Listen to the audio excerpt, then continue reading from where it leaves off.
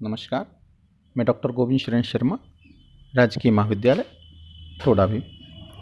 विद्यार्थियों, हम सुदामा चरित्र जो कि खंड काव्य है उसकी व्याख्याओं को पढ़ रहे थे।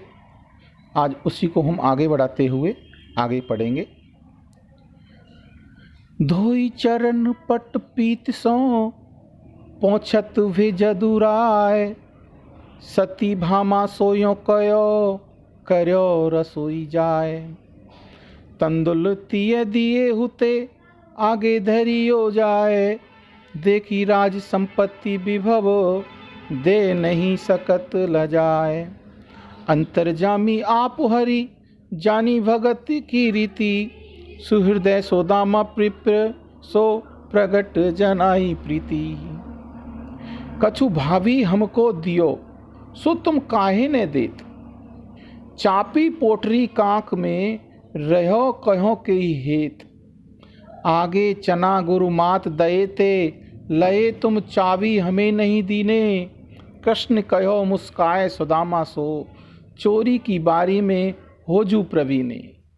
पोटरी कांक में चापी रहे तुम, खोलत नाई सुधारस भीने। पाछली बानी अजो ने तजो तुम, तैसे ही भावी के तंदल कीने।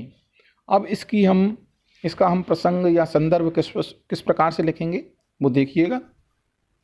प्रस्तुत पद्यांश नरोत्तम दास स्वामी द्वारा रचित खंड काव्य सुदामा चरित्र से लिया गया है। इसमें कृष्ण सुदामा को अंतपुर में ले गए और उन्होंने स्वयं ही सुदामा के पैर धोए। वे सुदामा की दशा को देखकर बहुत रोए, बहुत दुखी हुए। उसके बाद सुदामा के स्वागत में जो कुछ किया उसी को यहाँ पर वर्णित करने का प्रयास किया है। सुदामा चावलों को बहुत छोटी भेंट मानकर संकोचवश कृष्ण को नहीं दे रहे थे। भगवान तो अंतर्यामी हैं, उन्होंने यह सब स्वयं ही जान लिया।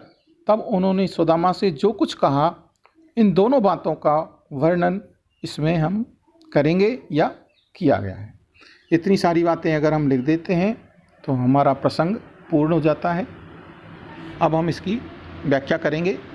सुदामा के चरण धोकर और उन्हें अपने पीले वस्त्र से पोंछते हुए उन्होंने सत्यभामा से कहा कि तुम रसोई तैयार करो, भोजन बनाओ।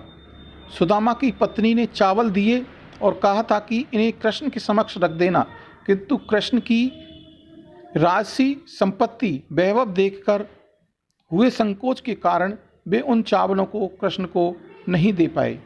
अंतर्यामी कृष्ण ने अपने भक्त की इसी रीति को जानकर उस ब्राह्मण मित्र सुदामा के सामने स्वयं ही अपनी प्रीति व्यक्त की।